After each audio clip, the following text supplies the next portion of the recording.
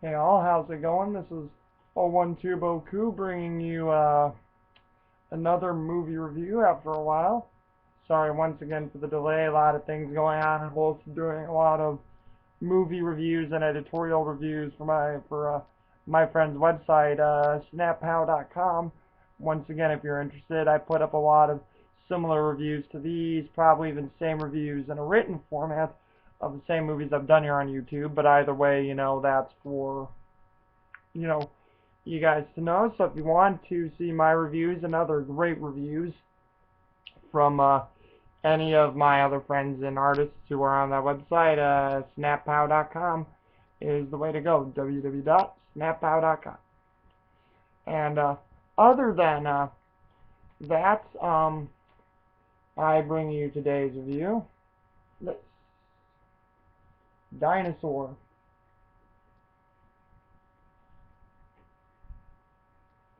Now, I know some of you may know, why am I reviewing this film? One, you may have never heard of this film. Two, it's like, what's the point of Dinosaur, It was a lame film or something like that, because it was a Disney film, Disney CGI film done in 2000. And no, it is not a Pixar film. It was, I forget the effects film companies behind it. I mean, I've never really looked into who did it, but all I know is that it was a decent film. I mean, the story isn't anything hugely made, and you know nothing groundbreaking and like hugely like great for story. I don't know how else to describe it, but the story is at least decent. It's basically where it starts out, where you get the dinosaur dinosaurs, getting ready to mate. It's mating season. All of a sudden, like in A Land Before Time, other dinosaurs stumble upon the Carnotaur, a version of the T-Rex family that it is a completely different dinosaur, as I found out through history class and things like that on the dinosaur. And I know it's not called the Carnotaur, it's called something completely different. But the Carnotaur comes out and attacks the herds, kills one of the dinosaurs, and sadly, this one, I forget what type of dinosaur Aladar is, but it crushes the egg nest where baby Aladar is in, and an egg snatcher, those dinosaurs like steal and break the eggs, come and tries to eat the egg, but gets into a fight with another one. Then it goes through this wild journey through a river, through a bunch of other dinosaurs, to be picked up by a pterodactyl, and the pterodactyl comes and tries to take it to its nest, and then the pterodactyl gets attacked by two random birds, territory fighting, and then basically it causes the pterodactyl to, hold on, I have to plug in my computer here, I didn't realize my battery was that low, so give me a sec, but I'll keep talking. But the pterodactyl drops it, and it lands into a forest area on an island which is inhabited by lemurs. And the lemurs decide to, take care of the little baby dinosaur Aladar, and it doesn't have huge cast references to make, but I remember a good bit about the cast. There is the main cast, which I like to think is let's see. Oh yeah, well of course Aladar, the main character, who grows up at the time on the island, like quite a few years later, and he's voiced by D.B. Sweeney. And Aladar has only known the life of the lemurs. He knows that he's a dinosaur, and that he's content with life there and how things are going, of course. And D.B. Sweeney just gives Aladar, a nice voice. D.B. Sweeney, sorry, I was going to say D.B. Sweeney, but D.B. Sweeney gives him a nice voice, and it actually really fits the character. And, of course, like in Land Before Time, there's a cataclysmic event. Instead of an earthquake, you have the meteor that, apparently comes down to kill the dinosaurs, as, was really highly suspected of what made the dinosaurs die out. And what happens is Meteor lands, Aladar and his lemur family are forced to flee, and they let's see, oh yeah, they run into the outside world, almost get killed by raptors in the barren wasteland after the meteor hits, and they run into another band of dinosaurs, and that's how the story goes. Once again, spoilers if you've not seen this film and you want to possibly see Dinosaur. Once again, you probably don't watch reviews if you don't want to have spoilers, but I will warn you that was a spoiler there, so if you don't want to, have anything else ruin the plot lines, stop watching this video, obviously. But either way, that's the character that D.B. Sweeney plays. There's also, Alfre Woodard, who plays Cleo, who is a female lemur, and Cleo is a very nice, nurturing creature. She really cared about Aladar. She was the only one to really say, let's, keep this baby Aladar, because the rest of the lemurs were sort of, not going for it. They didn't want it there. It was a vicious, flesh-eating monster, according to them, especially Yar, who I'll get into in a minute. And, Cleo just, she really becomes like a huge, huge voice of reason in the movie. And Alfre Woodard just, gives it a great, great push to it, which is what I love. And I love it tremendously. And then there's also Ossie Davis, the great actor Ossie Davis, who plays Yar, who is sort of like, the wise old lemur of the tribe, the wisest of creatures, but yet he comes off as this rickety old man vibe creature, who just sort of complains, and he's really paranoid, wants to protect his family, but of course, Yar probably gave birth to a lot of, the lemurs on the island, considering how old he is. But, he just really gives a great tone and a great quality, and, really cares about that family setting for the picture. Plus, he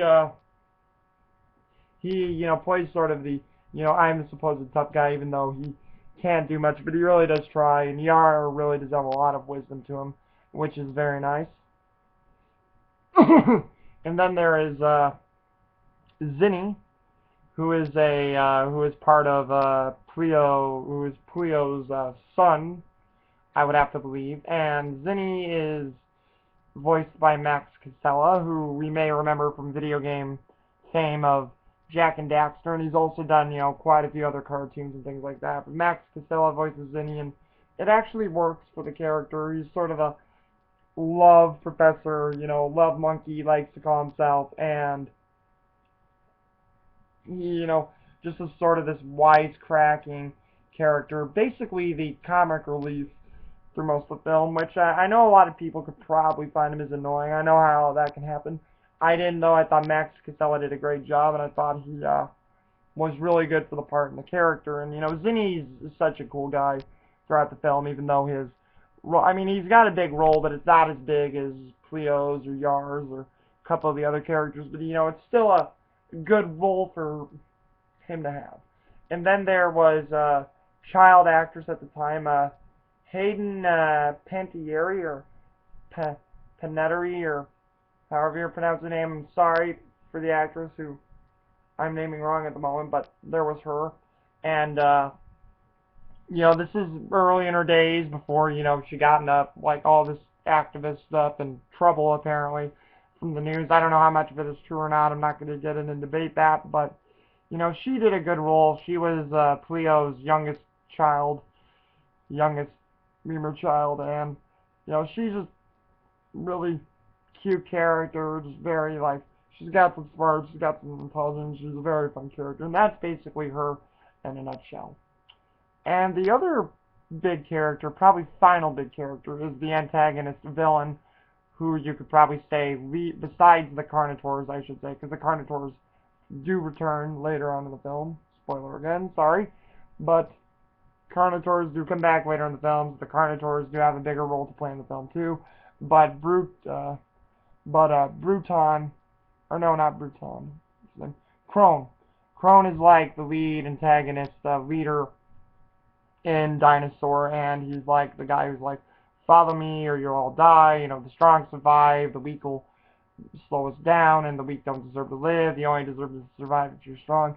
He's really just a hard-edged character, and he's voiced by Samuel E. Wright, who I thought I hadn't heard of the actor before, but a few years ago I looked up who Samuel E. Wright was, and apparently that's the same voice who does Sebastian, the little lobster from, or crab from The Little Mermaid. And I'm like, wow, so this is Sebastian as a villain. I'm like, that's cool in many ways and also just weird to see, but Samuel E. Wright does a great job as Crone, and as you could tell, at one point, him and Aladar will come to odds and grips, and he really is a thorn in the side of Aladar. He really just cares only about being strong, and, I'm the leader who's right, I'm never wrong. And he just has a huge ego complex, but Samuel E. Wright plays it so well.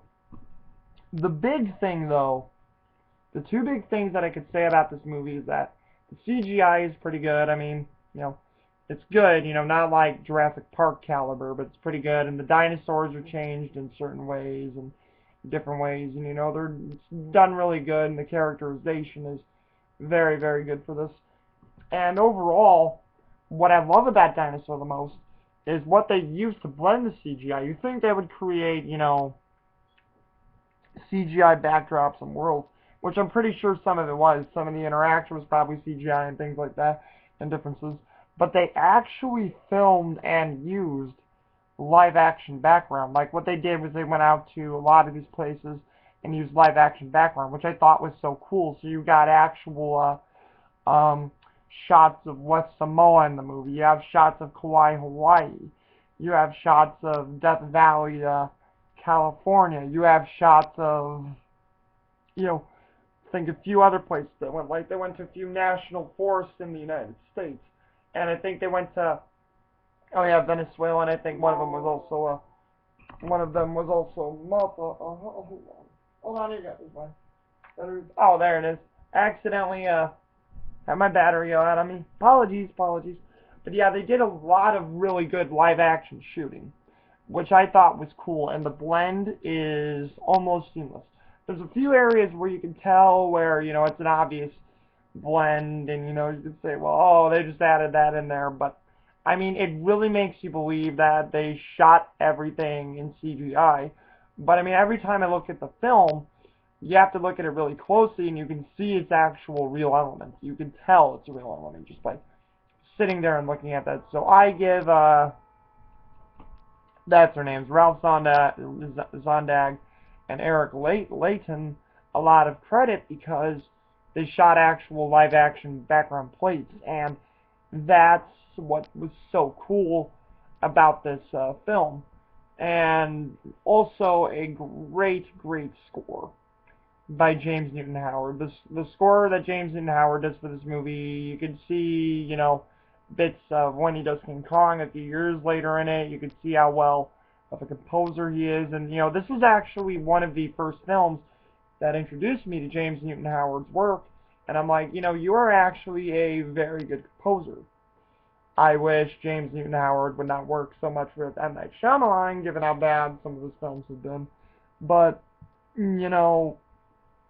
I guess I can understand if you have a film director who likes you and you like composing for him. I understand. I won't hold that against James Newton Howard.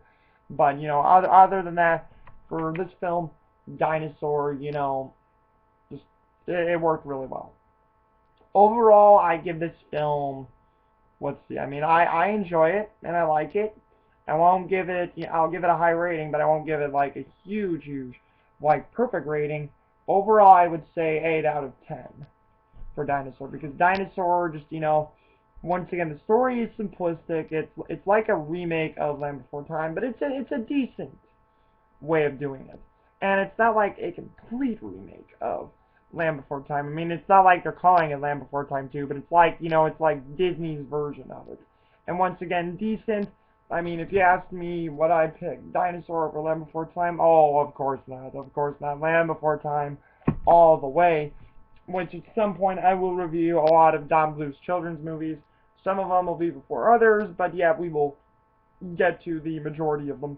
And I mean, once again, Dinosaur is just a very, very well done film.